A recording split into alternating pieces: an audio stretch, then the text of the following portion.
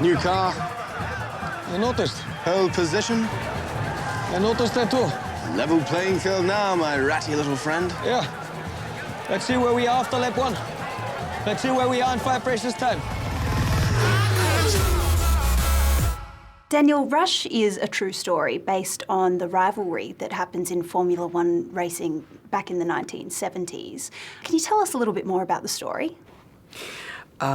Yeah, the movie is about one of the most thrilling, fascinating rivalries in sports history. It's that battle between Hunt and Lauda, who were fighting for the World Championship in Formula One in 1976.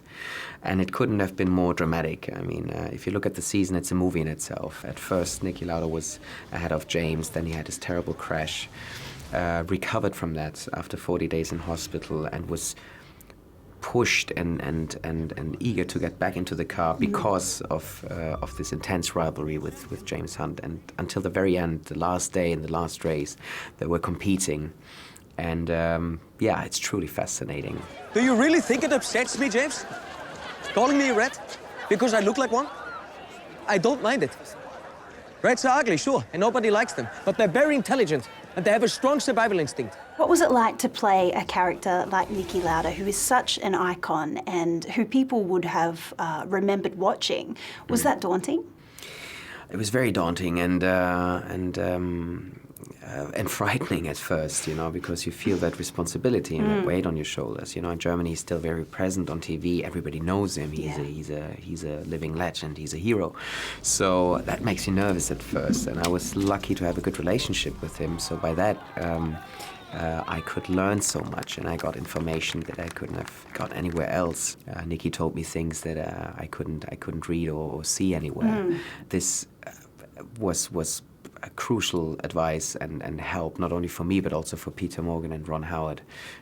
All the way through, when we were shooting the film, we could call him whenever we had a question. So that's amazing. And when the opportunity came for you to meet Niki Lauda in real life, he wasn't sure how the two of you were going to get along, was he? What happened there? Yes, yeah, you're referring to a first call. I will always remember that. He called me at 6 o'clock in the morning and he said, in his typical blunt way, this is Niki, I guess we have to meet now. And I said, yes, Niki, that'd be great. He said, well, just bring hand luggage to Vienna. In case we don't like each other, you can piss off right away. So, yeah, I flew to Vienna with my little handbag.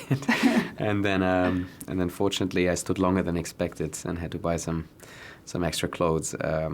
And after 5 minutes, I saw that smile on his face, and I had the impression, okay, I think the guy likes me.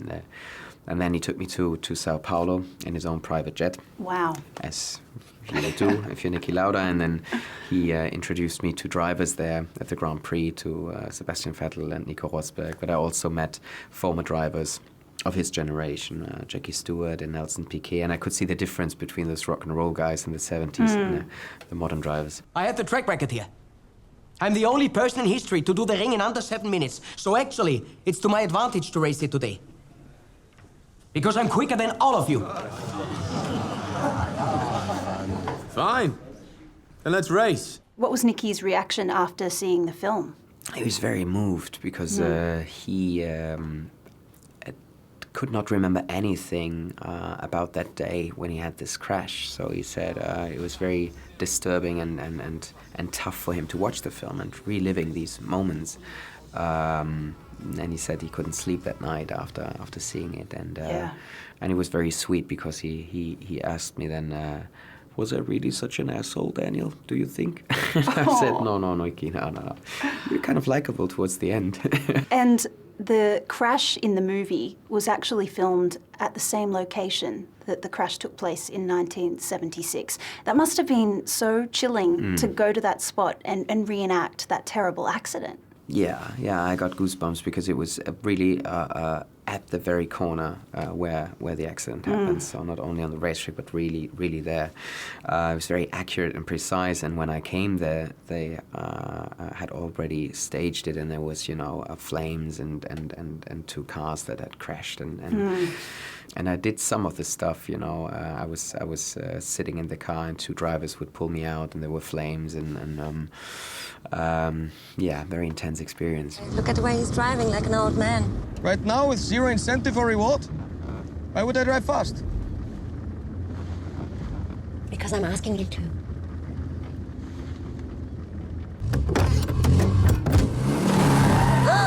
You got to obviously race some amazing cars. Did you have to have certain training for that? And what was it like to be behind the wheel of vintage Ferraris?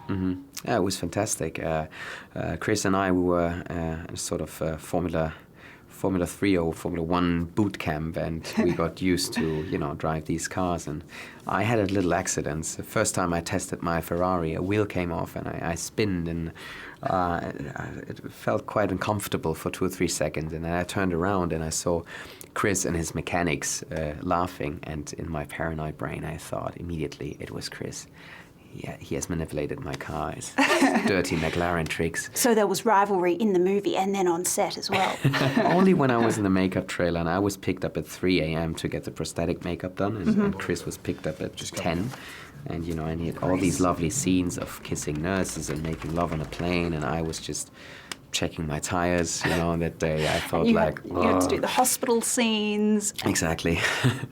No, but it's hard to dislike Chris. We got along with each other pretty well. Yeah. It was a good chemistry there. And that was important for the movie as well, because at the end of the movie, you see that underneath all that competition and rivalry, also these guys, you know, really, respected each other and almost liked each other.